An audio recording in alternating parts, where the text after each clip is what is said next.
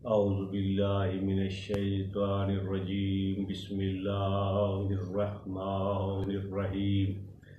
وبہ نستعین وہو خیر المعین اللہم صلی علی محمد وآل محمد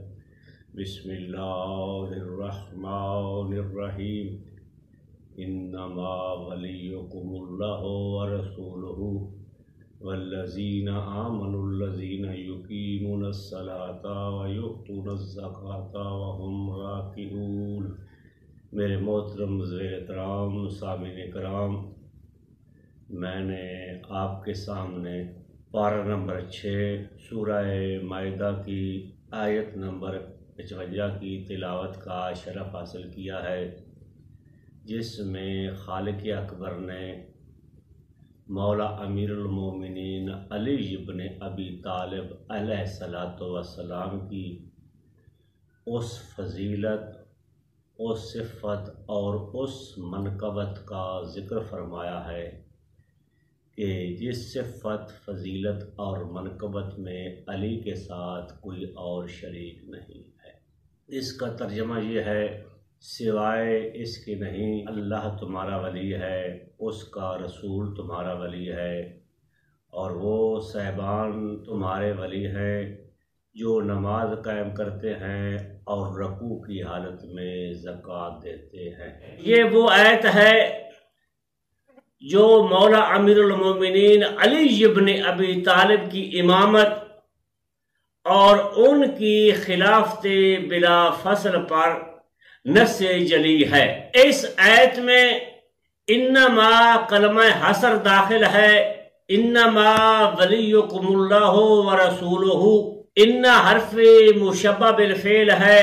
ما اس پر کافہ داخل ہو چکی ہے، تو جب اس پہ ما داخل ہوتی ہے تو اس کو یہ عمل سے روک دیتی ہے۔ تو انما کلمہ حصر کے حصار میں جو ہستیاں داخل ہو جاتی ہیں وہ خاص ہوتی ہیں، تو معلوم ہوا کہ جن ہستیوں کی ولایت انما کلمہ حصر کے حصار میں آ چکی ہے، ان ہستیوں کی ولایت خاص ہے۔ انما کلمہ حصر کے حصار میں اللہ کی ولایت کا ذکر ہے، اس کے رسول کی ولایت کا ذکر ہے، اور حیدر قرار علی بن ابی طالب علیہ السلام کی ولایت کا ذکر ہے، کیونکہ مولا امیر المومنین نے نماز قائم کرتے ہوئے حالت رکوع میں سائل کو انگوٹھی دی تھی۔ انما کلمہ حصر بتا رہا ہے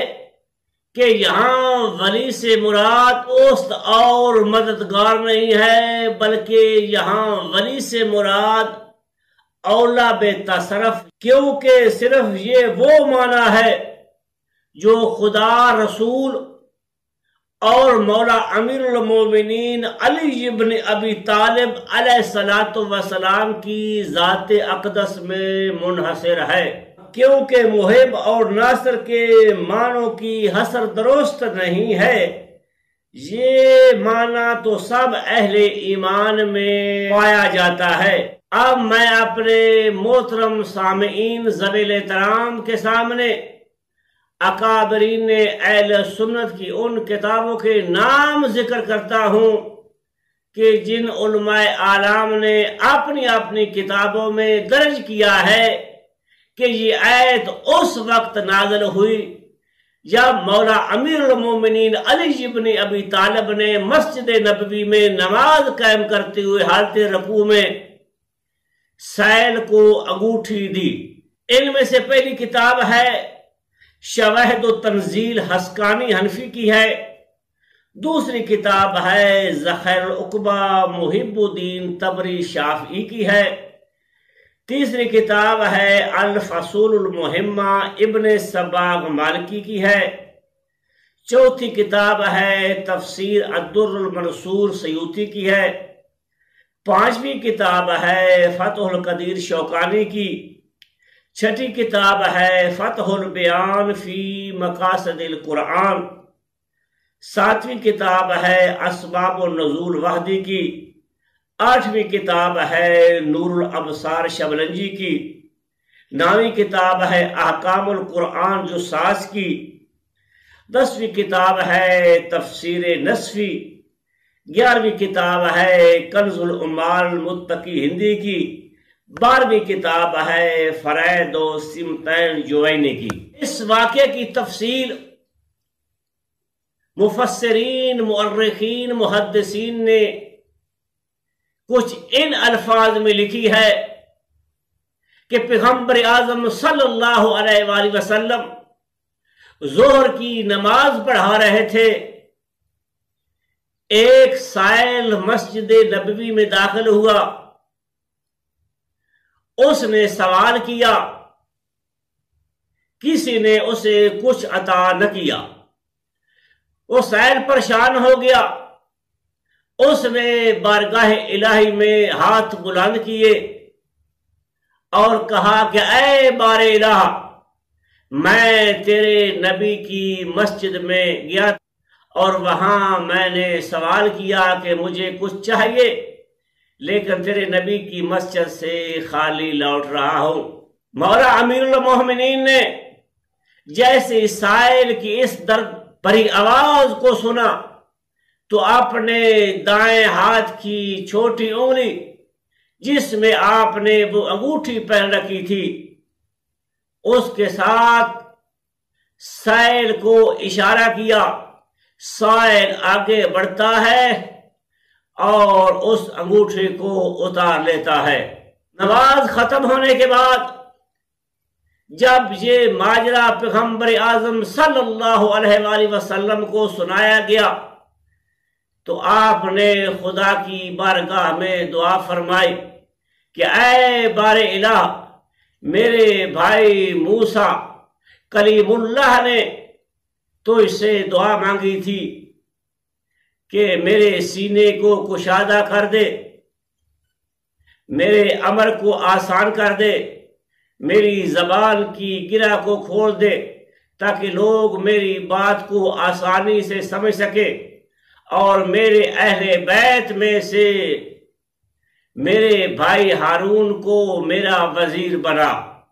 تو نے جناب موسیٰ کلیم اللہ کی دعا کو شرف قبولیت عطا فرمایا، تو میں بھی تجھ سے دعا مانگتا ہوں کہ اے بار الہ، میں تیرا نبی محمد مصطفیٰ صلی اللہ علیہ وآلہ وسلم ہوں، میرے سینے کو کشادہ کر دے، میرے امر کو آسان کر دے، اور میرے اہل بیت میں سے میرے بھائی علی ابن ابی طالب کو میرا وزیر، میرا جانشین معین فرما دے تاکہ وہ اس کار رسالت میں میری مدد کر سکے اور میرا قوت بازو بن سکے۔ ادھر سے پیغمبر اعظم صلی اللہ علیہ وآلہ وسلم ابھی دعا مانگ رہے تھے، دعا ختم نہیں ہوئی تھی، تو جبریل امین اس آیت کو لے کر نازل ہوئے، بسم اللہ الرحمن الرحیم، انما ولیکم اللہ ورسولہ والذین آمنوا الذین یقیمون الصلاة ویؤتون الزکاة وہم راکعون۔ اس کے نہیں کہ ایک اللہ تمہارا ولی ہے، دوسرا رسول تمہارا ولی ہے، اور تیسرا وہ تمہارا ولی ہے کہ جس نے حالت رکوع میں زکوٰۃ دی ہے۔ زکوٰۃ سے مراد زکوٰۃ مال نہیں ہے، بلکہ زکوٰۃ سے مراد خیرات اور صدقہ ہے۔ آخر دعوانا ان الحمدللہ رب العالمین۔